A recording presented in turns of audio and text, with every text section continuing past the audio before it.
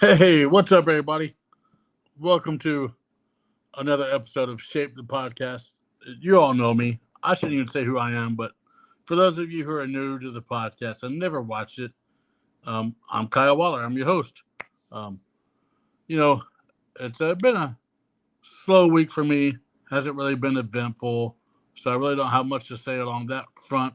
Um, but yeah, tonight's episode, as you saw at the beginning, title Scott Turner's my guest for the night.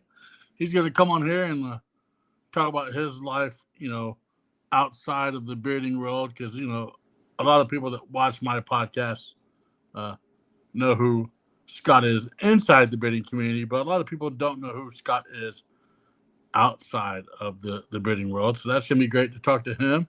But how about it? Let's hit this intro real quick if I can find it, and we'll get the podcast started.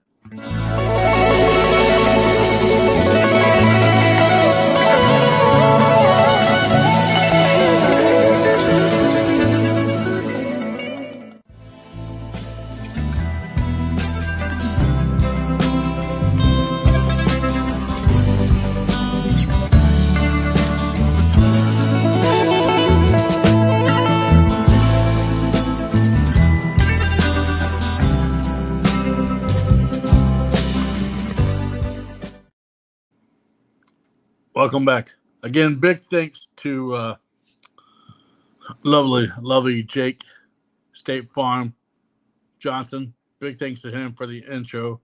Um, man, hope everybody's had a great week. Really, like I said, my week has been uneventful, but I guess sometimes that's a blessing as well. Um, what's going on, Jeff Harris? I see you, sir. Thank you for your comments about liking the intro. Um, I like that a lot. So let's see. First of all, just want to get a couple of notes out of the way. Um, in 2 weeks, I'll just go ahead and tell you what I'm going to be doing. I'm going to be traveling up to Ghent or down to Ghent, West Virginia, and I'll be taking part in the Appalachian Bearded Feud. It's a beard mustache competition that's hosted by a friend of the podcast, Mr. Chris Hall. But as part of that big event, I'll be actually doing Shape the Podcast live in 2 weeks. My regular Friday night, but I'll be doing a live episode at the competition at the whole weekend event, which is going to be cool because I've never done an episode in front of people, besides my guests and the viewers on the screen. So that's going to be great to do. But my guest that weekend is going to be Mr. Justin Cheatham. Those of you who watched 2 weeks ago, I had PJ on. I was introduced to PJ through Justin Cheatham. And so, yeah, it's going to be nice to have Justin on. He's going to come on and share his story in 2 weeks. But that's it, man. Let's get this podcast rolling. Let's get the man, the myth, the legend, Mr. Scott Turner. Let's get him on here and find out all about his life. It's crazy. I lived in Tennessee, till my late 20s. And Scott is from Tennessee, and we lived, I don't know, like probably 10 minutes away from each other. But we never saw each other. Never ran to him. And we lived almost in the same city. So that's, but that tells you how big the town is that we lived in. So, anyways, without further ado, I'm going to bring him on. Mr. Scott Turner. What's up, sir? How you doing? What's up? Doing pretty good. Doing pretty good. Yeah, well, of course, I see you're rocking. Is that a Tennessee Vols orange T-shirt you're rocking there? Or is that just an orange T-shirt? No, this is orange T-shirt. Says I'd rather be hunting zombies. All right. Well, I mean, in all reality, we're probably the zombies. Let's just be honest. Yeah. Well, and I'm sorry, but I'm from Tennessee. I can't stand the Vols. Well, hey, you know what? All the Tennessee Volunteer fans, that they'll forgive you. Oh, look at that. What's up, Mr. Joker? Hey, Flanagan. Yep, it is. It's the Waller and a Whaler. That is correct. So, Scott, before we that is correct. Yes. Before we get started with your story, I have a lot of guests or a lot of people that watch my podcast that don't know anything about the breeding world, so they really don't know who you are. Um, Go ahead and introduce yourself, and then we'll just start rolling with it.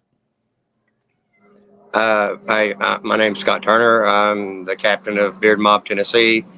Everybody calls me Jaeger Bomb due to that's my drink of choice.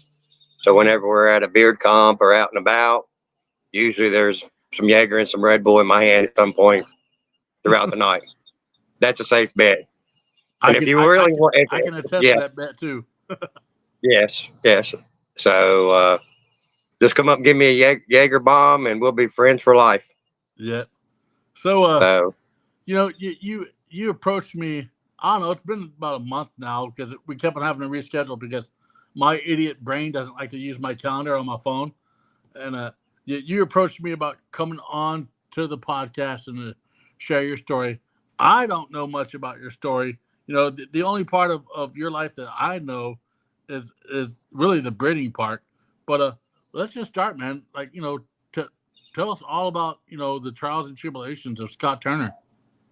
well, I was born December 8th, 1975, in Donaldson, Tennessee, which is about 15 minutes outside Nashville. Yeah. Born early. I was actually the first. I was born with pneumonia and some other breathing issues, and I actually was the first child life flighted on Angel One from Donaldson Hospital to Vanderbilt.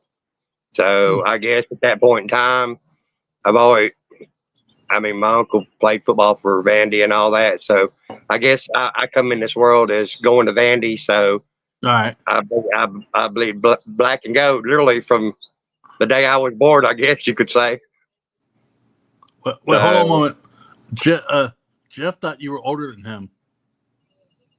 How old's Jeff? Jeff Harris must be older than you. I don't know. Maybe he'll make that comment. But by the way, Jeff, you and Scott look like you're the same age, sir. All right. Age is just a number. Yeah. And just early on, as a child, I was a child of divorced parents. Time I was 4 or 5, they were pretty much divorced. My mom turned to the bottle, and kind of things went sideways after that. So I ended up living with my aunt and grandfather until I was probably about 11, 12. So that really affected your with your mom, becoming I guess an alcoholic or whatever, and having those issues. That really affected you growing up, because you didn't get to be around your maternal mom, No, it was hit and miss, but I really wasn't around my dad that much either because he was on the road driving a truck.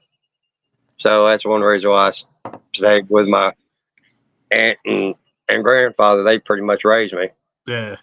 So, don't get me wrong, I have a great relationship with my dad, but we've had our moments over the years. All right. So, like all kids usually do with their parents, Yeah, exactly. And I don't know anybody out there that's said that they've never had any type of issue with their parents. There's always been some type of disagreements. Oh, always.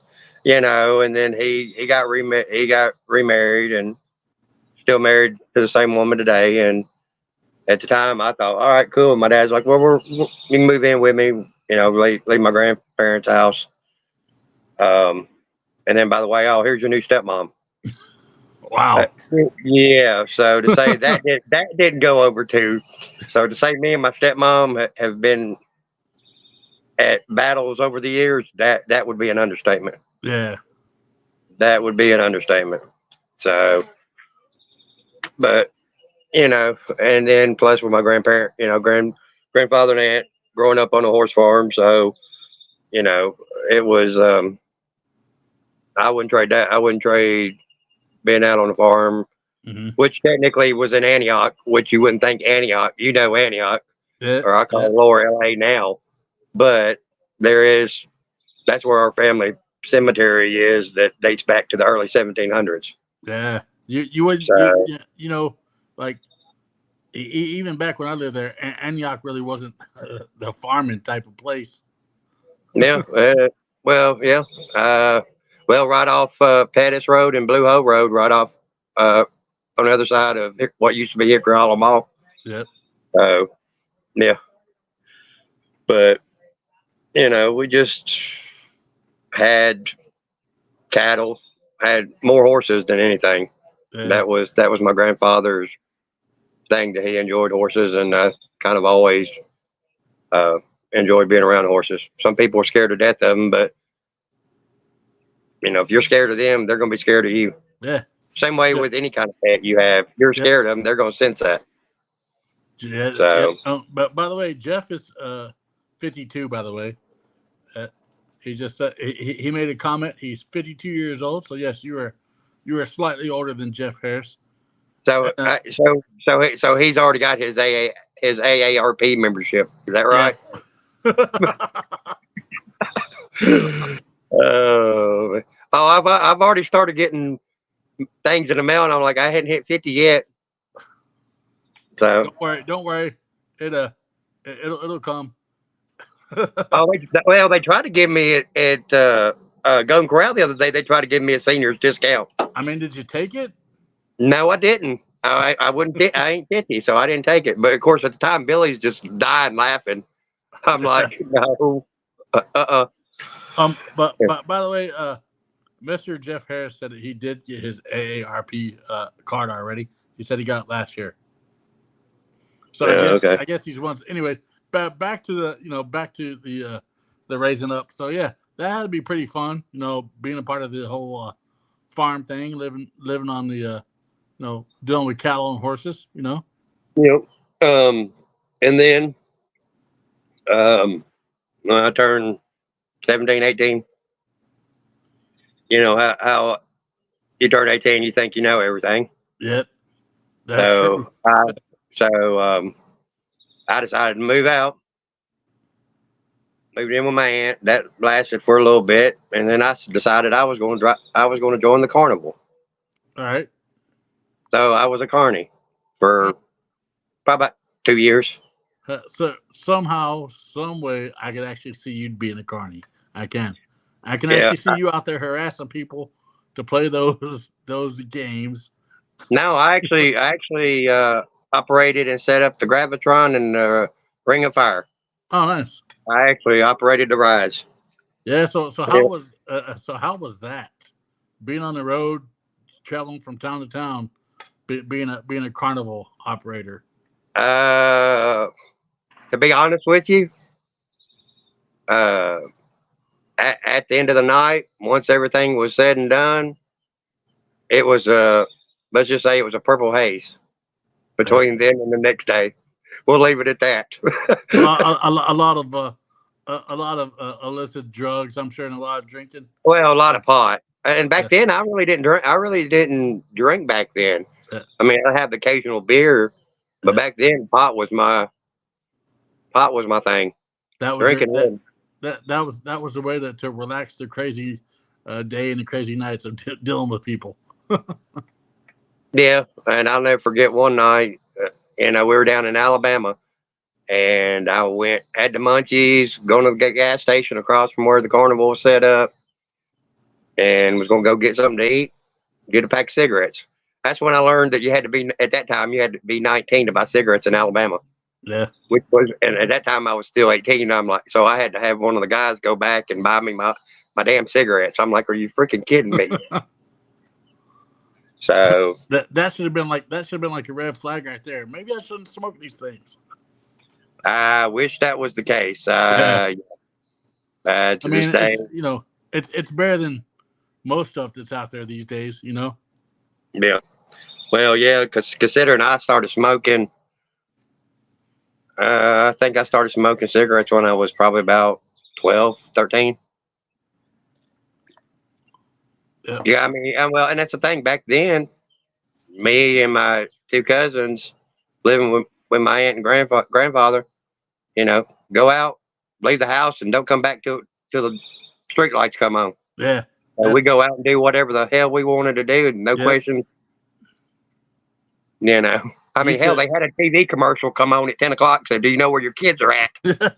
we used to run the neighborhood. That's how it was. We as soon as the street lights came on, we knew that we had to start heading home, and we would go, because I lived in Goodlettsville, and I lived off of Loretta. We would go from Loretta all the way across to Moss Wright Park. Okay. And ride around Moss Wright Park there in Goodlettsville, and then ride back home, and then ride all over the neighborhood. But yeah, as soon as those street lights came on, you knew it was time to go home. Well, yeah, they'll come on. You better be in shouting. You better be within you hearing them shout. Get your ass in the house. Yeah. You know what time to come. Well, especially like with you, growing up the way you did, man. That had to be a pretty wild, rambunctious time. Oh yeah, yeah, it was. Yeah, because at that time, I mean, when you really think about it, I didn't have any parental. I mean, I had adults overseeing me, but my parents wasn't in the pit. You know what I'm saying? Yeah. And and it was times that I'd go spend a night or two with my mom and then come back, and then it'd be, a couple of weeks later, she'd be like, "Hey, I want you to come over," but then she'd turn around and cancel at the last minute, and that happened multiple times. And I mean, and then when I finally moved in with my dad, I can remember my mom showing up a couple of times, and my dad pulling a gun and saying, "Get off my property." Wow. Because he was trying to protect me. He didn't want me going through all the shit that she put, that the cancellations of. Yeah, I was gonna say that probably had to weigh pretty hard on your, the way you were and your mental stability at that time, stuff like that. Especially if you're trying to build that relationship with your parents, and it's like you get all excited because you get to go to mom's house, and then next thing you know, like an hour or two before you're supposed to go there, the phone rings. I can't come get you tonight there, Scott. Well, well, at the time, and when I say this, you'll know this. A lot of people won't, but pretty much, my mom's house was the Drake Motel. All right. Down on Murfreesboro Road. Yeah. So it wouldn't have been not one of the best places to be. No. No. So probably not then, and definitely, well, I don't even know if it's still around, but I know it is. There. Yeah, it is. It was very seedy. Like nobody. Yes. Yes. It was seedy. And it probably still is. Yep. Probably is. So, but then once my dad got remarried and I moved in with them, and the drama with the stepmom, then my stepbrother come along, and at that point in time I was already in 8th grade. All right. So there's a big age difference. Yeah. Well, let me rephrase that. I just heard my wife holler at me. He's not my stepbrother. He's my half brother. All right. Well, isn't it the same thing? I mean, let's be honest. No, stepbrother ain't. No, because stepbrother would be like your parent marrying my dad, or you know what I'm saying? Mm-hmm. That would be a stepbrother. He's my dad and my stepmom, so technically he's my half brother. Yeah. Yeah. But I never had to worry about that. But he could do no wrong. Right. I got punished all the time, but not him. No, he perfect. Well, I was gonna say, is that because you were the oldest, or he was the oldest? No, I was the oldest. That's when why. He was born, I was in 8th grade. Yeah, that's why, because you're the oldest one. So, and he's the baby of the family. So of course they're going to pin everything on the oldest child. It's never going to be the youngest child's fault. You know that. Yeah. Well, that's like I was joking around with my dad years ago, and I told him, I said, we were out in the garage one day, and I told him, I said, I know how many times you beat or you whooped me with the paddle. said, how many times did you whoop Austin? Yeah. And I looked at him and said, don't. And I told him, I said, don't lie to me. Stephanie would not let you touch that child. That boy never got a butt whooping in his life. But I sure the hell did. So yeah, there was a little animosity, but we've worked. Me and my half brother, we get along a lot better now. Yeah. You know, we come to terms and work through some things. You know what I'm saying? So I got a much better relationship with him now, and his wife and his 2 kids. So you know, it worked out. Yeah. You know, So you know, at this point in your life, you know, the way you're talking, it doesn't seem like, you know, besides the normal kid stuff and, you know, the normal dealing with, you know, the parents being a part thing. It seems like, you know, your life is no. Let okay. me step back. Well, the carnival thing was great. All right. Well, the carnival thing went well for a while, and I ended up in Florida. All right. And a couple that I got to know in the carnival, they're like, "Hey, we're gonna stay down here," because they go down to Winter Haven and they stay down there for the winter Yeah. till they go back on the road. Yeah. So I got a job down there. One day I come home to the trailer or whatever that we were renting out. Yeah. They had up and left, took everything that I owned, everything they owned, and up and left. Didn't tell you. So at that point in time, yeah, and at that point in time, I had I was working at which is called Checkers or Rallies. Yeah. Burger joint. Yeah.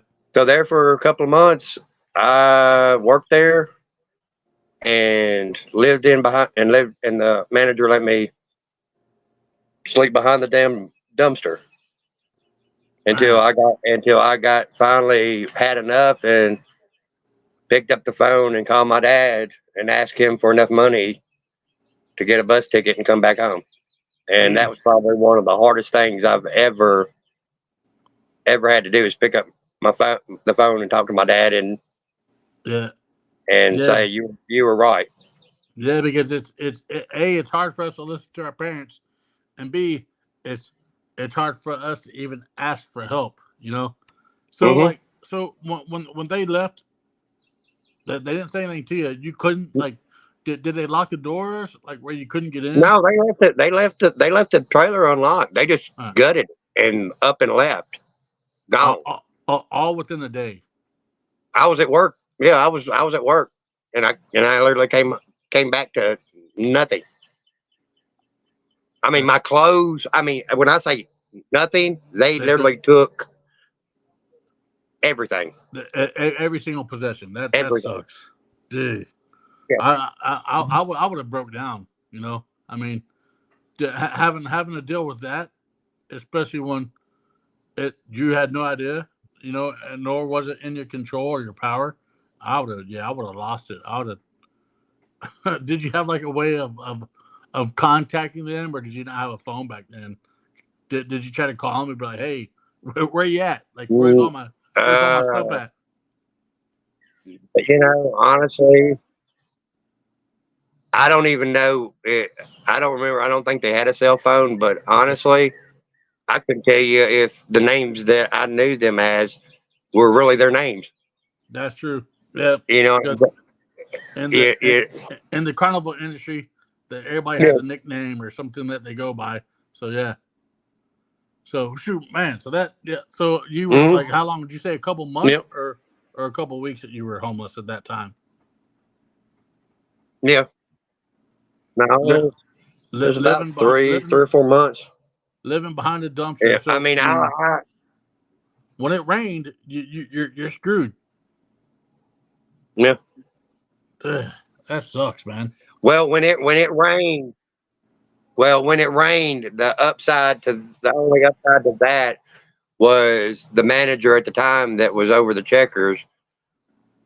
If we knew it was going to rain, he said he couldn't do it all the time, but if it was going to rain, he would let me stay inside the restaurant after it closed. Yeah. But once I was locked in, I couldn't get back out. Yep. Yeah, because So, the alarm and all that and he stuff would get go there off. early and let me, because he didn't. Yeah. Well, yeah, because he Yeah. probably didn't want the openers Mhm. or anybody like that knowing. And he would get there early. He would get there early to let me out, so that way no other employees knew what was going on, so it didn't cause a problem or somebody call corporate or and report him for letting me. Yeah. So nobody knew that you were even living behind the dumpsters. No. That's crazy. I mean, hey, that's good that you were able to do that and still have a job and save up the money you need to get home. How hard was it to make that call to dad and be like, hey, I need help. I messed up. I would say that would be one of the hardest things that I've ever done in my life. Yeah. I would say that would be up there. So how long did you have to wait from being down there in Winter Haven, Florida, being homeless because the carnies left you high and dry? Did you have to wait a couple of days before you got home, or was it like, hey? Nah, my dad pretty much went down and bought the Greyhound bus ticket. All right. And I was on the bus the next morning. All right. So you get back to Tennessee. Where do you go? Are you able to live at your dad's house, or I stayed there. I stayed there for a little. I stayed there for a little bit, and then I moved back in with my aunt because, like I said, me and my stepmom, we just yeah. So, which it's got better over time, but it's had its moments over the last 4 or 5 years that, yeah. I mean, it just has to be hard because here you are, you're a young adult, you think you know everything, you think you got all your stuff straight, you're doing what you want to do, and then you got to humble yourself and come back and live with family. Like even to live with your aunt, that still had to be a pretty humbling experience, Yeah. Because you're like you don't have anything in your name. All you got is the clothes on your back, pretty much, and whatever else you can muster up to get. Like, I don't know. I mean, I've been there, so I understand how it is. It sucks, and I wouldn't wish that upon anybody. So you're doing that. Yeah. You move back to. Oops, you lost your camera. You move back to Tennessee. I hear the wife in the background. We'll get to her story. We'll get to her story and how you guys met here in a second. But so like you move back home. What you do when you move back home after you moved in with your aunt? Like, were you still doing the carnival stuff, or were you just doing? No, I got into. But a friend of our family friend did landscaping and tree work, so I got into doing that with him. So I did that for a while. Did pretty good with that, and then I'd spend the weekends at the country bars, line dancing, and stuff like that. That was my jam back in the day. I don't think I can still do it today, but out there out there wearing your cowboy boots and your cowboy hats, line dancing, huh? Yeah. So is that where you met Billy at? Fuck no. Pardon language, kids. I'm sorry, she got 2 left feet. He did not meet his wife at a line dancing bar. All right. No. Hold on one second. Bella, come on. Bella. He's got to put his dog up, everybody. His dog's being rambunctious, sounds like. Yeah, no. Me and Billy, we met on the internet. All right. Like the old Facebook dating, or one of those lovely internet sites that people go to meet people. Yeah, POF. So how was that? Because it seems like yes, Jeff Harris says that woman has no filter and he loves her. Yes. Yes, she don't. She don't. And she puts up with Scott, Jeff. Yeah. So we met. Talked back and forth that first. I think it was the first night or second night. I think we talked for about 5 hours on the Man. phone, Yeah. and you know, one thing led to another. And I asked her out, and we went to O'Charlie's and right there in front of Rivergate Mall. All right. And well, the rest is The rest is history. history. Yes. How many? So like at how long was it from you moving back to Florida after you went wild and crazy with the carnies to till the day that you met your wife, Billy? Well, see, at that time, that was because I'd moved. I'd went. Well, we got back into doing lighting stuff.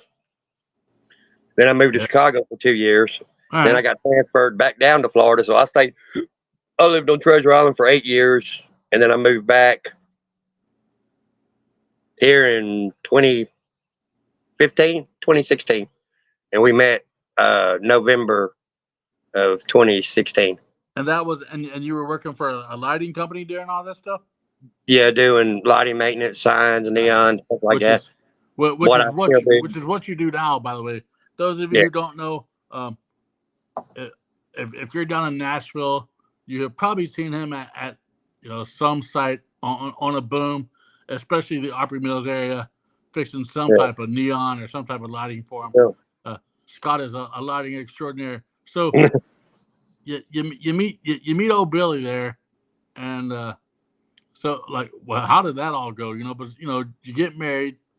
And anything wild and crazy go with that, or was it all cool? Calm, No, I mean, well, we met in 2016. all right.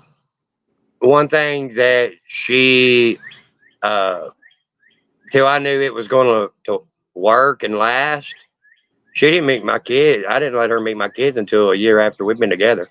Yeah. Well, that's good. And my kids were older, but still, I didn't. No, because you don't want attachments to happen. Right. Because I can attest to that. My my son met Krista, but my son also didn't know who Krista was, so there wasn't really able. And when he met her, there was just a lot of stuff going on, so there wasn't really that. He wasn't able to get attached like most kids. So should I tell you how it went when my middle son met Billy? I would hate to ask. This is a story. All right. So me and Billy goes down. It was it late? Shoot, what holiday? What Veterans Day? Veterans All right. Day. There was a beard comp downtown on Veterans Day. We go down there. We Uber down, and it was only like $20, $25 to get down there. Yeah. Well, the comp's over, and it's like 11:30, and I'm like, all right, so we're going to Uber back. Well, apparently it surged. They wanted like $75 to $80 to come back from downtown Nashville to Goodlettsville. Yeah. And I'm like, So let me guess. So I called my son. I told him, hey, come pick us up. I'll give you $20 to take us back home. Oh wow! So that's how Billy met Matthew the first time. So all right. So you just mentioned the whole breeding thing. How the heck did you get into that? Like how did you find out that it even existed? Like were you working with somebody? No, I was looking on because I'd always had the short goatee. Yeah. And I was just Googling, and just by chance I had Googled or saw something, a guy out of Tullahoma, and I messaged him, and he had was good friends with Cody, which was the president of Cody Cochran. Yeah. Yeah. And we got in touch, and that's kind of how that started. And then I told Billy, I said, well, I think I'm just going to grow a beard. Yeah. And this was right before summer hit, and she's there what thinking. What do you think about that? Was she all for it? She didn't think it would last. She didn't think I'd make it through the summer. All right. because if it's going to be hot outside, well, it kind of stuck. Yeah, you think? Yeah, so I joined MPS in Yep. 20 late 2016, early 2017. All right. So, and I was with them until 2020. Yeah, I was gonna say that they then they disbanded shortly after that. So No, they just they just disbanded. Well, last year, I guess. yeah, last year, yeah. Um, Wow. So yeah, so you're doing that. Did you think the whole? Did you think it was like back then? Were you like, man, this is crazy? Like, I can't do this stuff, or did you think it was no, actually cool and fun? no, it was cool and fun. Being around like-minded people, Yeah. charity aspect of it. Yeah. I Well, mean, don't get me wrong. it's We way all go different out there. now. Yeah, It's we all way go out there. different now. We like to compete, Yeah. and if we win something, we win something. If we don't, Yeah. we don't. I mean, don't get me wrong. There's been a few times I've been a little agitated, but I think that's with anything, Yeah. So, but So now you got this. So you're doing the whole beard thing, and then when did you start your company? When did you start Jaeger Bomb Designs? that was in 21. I believe And what 2021. what made you say, hey, I want to start doing this side job? I mean, was that like, did you always like fixing stuff, doing stuff like that? I've always liked doing stuff like that. I've always tried to find a way to give back. I gave back more than I've made, Yeah, for sure. yeah. I mean, because you do a lot for the Right. community and probably others as well. So Yeah. I mean, it's not like that's your full time job. If it No. were your full time job, man, I would be like, yo, you gotta stop giving away stuff. You gotta Yeah. start. Yeah. I mean, I like doing that, which I hadn't done in a while. I finally got my computer back, and now I got to learn a new software all over again because my computer got a virus on it, and it killed Oh man. my other software that I'd been using for the last 2 years. So Oh wow. now it's like starting from scratch all over again. Yeah. So So you named it obviously Jaeger Bomb Design because you like Jaeger Bomb. yep. I think Jaeger's so disgusting. I think it's just gross. But yeah, so that's awesome that you did that. When did you did you find out about the Beard Mob guys? Did you find out about them while you were in MPS, or did you find out after MPS? Yeah. No, it was while I was still in MPS. Yeah. I'd originally talked to Daniel or House out of South Carolina, Dan Howland, yeah. Ireland, and we got to talking, and he's like, "Hey, you want to help me do some stuff in South Carolina?" While I was still in MPS, and then it just worked out that at that point in time, I decided my best thing was to step away from MPS and join Beard Mob, and then I met Kenneth, and he asked me to be the lieutenant, Yeah. and I'm like, okay. I was happy with that, just chill. So And what did Billy think about your bidding venture? Did she think it was crazy, or was she like, all right, this is cool. I can get with this. yeah, she likes it. Yeah. She's competed. She's competed a couple of Yeah, she times. competes now, but I'm talking about when you first started out, when y'all were made, and at the beginning when you were made, and you're young into your marriage. What did you think about it? Did you think you were silly for doing it? No, no. It gave us the opportunity to grow as a couple and go see different places, and we've been, I think one of my favorite places we've ever been to is Virginia. Yeah. In Richmond at Nationals. Yeah.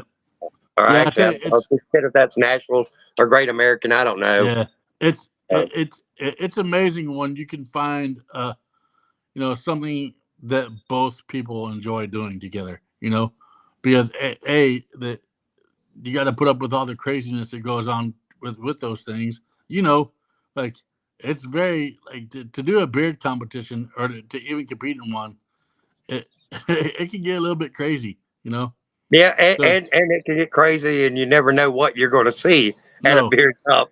yeah, Just- but we can you even. know you do it for the love of charity, you know, and Mhm. that's the awesome thing about it. So so you're doing that. When did you? Because like for those of you who don't know, like Scott said, he is now the captain of Beard Mob Tennessee, and they've actually put on their own beard competition. What was it that made you think, hey, I can go out here and raise money for charity, with my club and put it on a beard competition? Well, when I first came on board, and me and Kenneth was talking, he had talked about doing one, but then he had the health issues that he had Yeah, with his first being leg amputated, and that's when he asked me to take over as captain, and we yeah, kind of just rode from there and have grown it. Um, I mean, being around it, I've seen what goes on at a comp, and it's yeah, just a matter of putting it together. I mean, the first year, I anybody that they can contest to this that was there, I was running around with my freaking head cut off like a dead chicken. yeah, I swear. I mean, yeah. that place, Because a lot of work goes into. I mean, a lot of yeah. work goes into doing something that that you're going to raise money for charity with. Because you want to make sure that it goes Mhm. smoothly, you know, but it also goes smoothly with. It's all about the people that you have around you, that are helping you uh, put these things on together. If you're all like minded and you're all on the same page, then things will definitely go smoother than they were if you didn't have all those people around you. So, Well, that's one thing I can say, and you hear people say it all the time, and it's the truth. There's no I in team, nope, yeah, and and, it and takes, I'm blessed to have all the members. We don't have no drama. We all get along, and we yep, all work for a common goal. yeah, and that's to help out those who are less fortunate than us, you know, Yes. because we all know out there it's like, yeah, some days, man, we might wake up and we might think our life sucks, and that we're just the worst thing out there, but there are people out there way worse than us, I mean, Hmm. hell, the gripes of life that we go through, nothing compared to, let's say Kenneth. This man had two double amputees. He's had health conditions after health conditions, but man, you talking about a guy with a heart of gold who's out there. I mean, just inspiring people to do better. I mean, come on Yep. now. You got a guy who's got more health stuff. You know, I would say next to Natalie Johnston. Who's had a lot of health issues. I would say Kenneth is probably the next one that has those health issues. But yet, he's out there inspiring people every day. But Yep. yet, you guys, like, I thought it was so awesome that a couple weeks ago when y'all had that big party celebration at his house to show him how much you love him and stuff like that. Because I tell you, you know, it doesn't take anything to reach out to anybody who's having a bad day and needs to pick me up. You know, Yep. so it was awesome to see that you know that celebration come together because at that time I'm sure he needed that. I'm Hmm. sure, and we all do. That's why it's like I always tell people, uh, I don't care who you are, I don't care what time it is. I mean, yes, it might be 11:30 at night sometimes, and you might ring my phone to talk, but I don't care what Hey, time it is. you know, I'm the one that calls at the Yes, inappropriate time every time. yeah, he does. Yes, so I'm sure there's there's a lot of people in this beauty community that have gotten calls from Scott Turner at the most inconvenient times of their days. Maybe not his because I think he's a night owl, but but you know what? You can't help but laugh and smile about it because you know, you're doing something great for the community, you know, and you're helping those who are less fortunate. And Yeah. that's what this world needs. This world needs more people like Scott Turner. You know, this more than Jeff Harris or you know T Had who said earlier that he was here. I just wanted to say that T Had is in the building. But yeah, Yeah. man. So I think it's awesome that you're doing what you're doing to help others. Um, and I know I told you I would touch on this near the end of the podcast, and it's getting to be that. Those of you who are in the Nashville area in September, what's that date in September, Scott? We're having a meet and greet September 6th at the Uh, scoreboard like we did last year. yep. And then the comp will be at the Texas Troubadour Theater September 7th. And that is literally right behind the Yeah. Nashville Palace and the Nashville scoreboard. So those of you who are in the Nashville area, heck, if you're in wherever you are in the U.S., if you want to get together and raise money for charity with like-minded individuals, because here's the thing, you don't have to have facial hair to do good in the world. You know, Mm-mm. you don't have to have facial hair to be kind. You don't have to have facial hair to raise money for you know charity such as the Amputee Blade Runners Association. Um, Yep. you know, like anybody can. So yeah, if you want to go out to that event's happening in the first weekend of September there in Nashville at the Troubadour Theater. I think it's going to be a great event. I'll be there, of course, because I mean, Nashville's home to me. You know, Mm-hmm. that's like, you know, I get to go home and see mom. You know, Well, get to go home. the good thing is from the first year to the third year, we've Yeah, outgrown the first two venues. We've yeah, outgrown. yeah. So Well, this I year, mean, I could have it's told you that. I could have told you last year that you were going to need to get a bigger venue because I mean, you saw how many, and that's on it.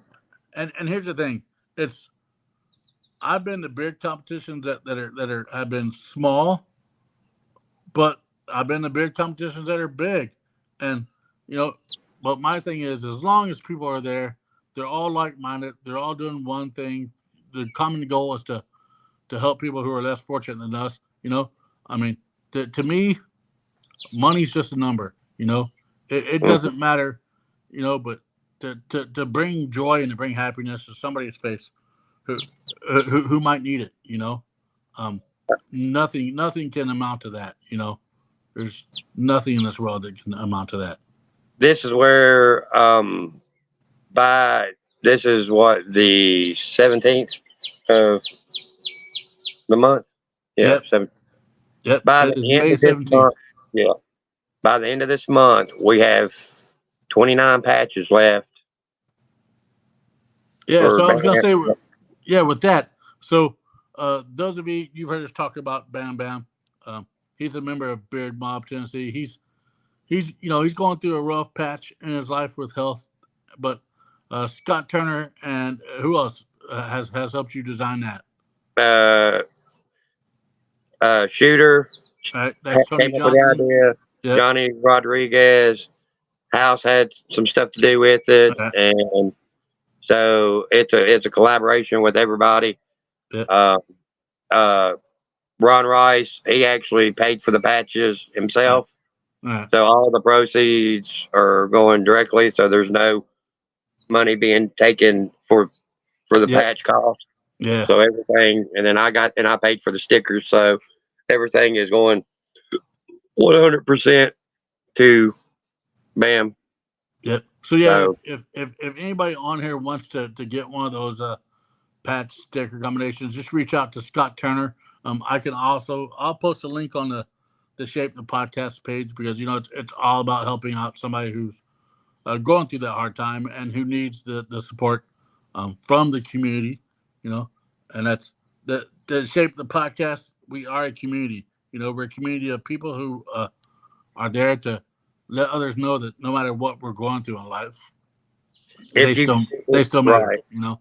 if there's anybody that's not in the bearded community or is, when they pay on PayPal, make sure they put their name and address. Yep.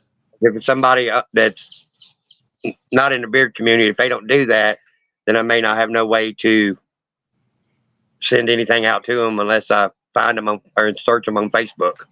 Because I've had that. Scott's out I've there had that. getting, you're Yeah, out there getting eat up by the mosquitoes. yeah. I've Well, had that. I've had that happen a couple of times of Yeah. people not putting addresses. So that'd make things a lot easier. we'll make sure that happens. So everybody puts their addresses down. Well, before I let you go, like I do with all my guests, if there's one thing that you can say to somebody who who might be needing a powerful, positive word, what would that be? Don't be. My thing is don't be afraid to ask for help. Yeah. I mean, a lot of people they go through life and don't think that there's somebody there. There's always somebody there. Yeah. I don't care if it's 2 o'clock in the morning. Call somebody. We would rather hear from you the next day than hear some other thing. You know what I'm saying? Yeah. My wife might grumble and grump a little bit, like who's calling, but don't worry, I will answer the phone at any time of the day, any time of night. So yeah, well, I thank you, man. I thank you for coming on, sharing your story of perseverance. I'm glad that you're out there doing good stuff for the community that you live in. Like I said, it takes one person to do something good and positive, and you're that one person. So I appreciate it, Scott. I will kick you to the back, but again, thanks for coming on, and I'll see you later, buddy. All right. You have a good night. Yep. Thank you, sir. All right. Thank you. That's it. Nice and sweet.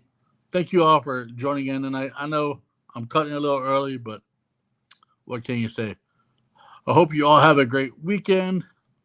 If you're doing something out in the community like a beard competition or maybe a wedding, our friends of the podcast, Casey Jones and Angie Jones and Casey Niemeyer are getting married tomorrow up in Jasper, Indiana. So I'd like to say a big congratulations to those two on getting married. That's going to be a great time. But yeah, go out in your community, reach out to somebody. It never hurts to say hello to somebody that you don't know. It never hurts to ask somebody how their day went. And it never hurts to be kind. Always be kind. And with that, I'll leave you. Have a good night.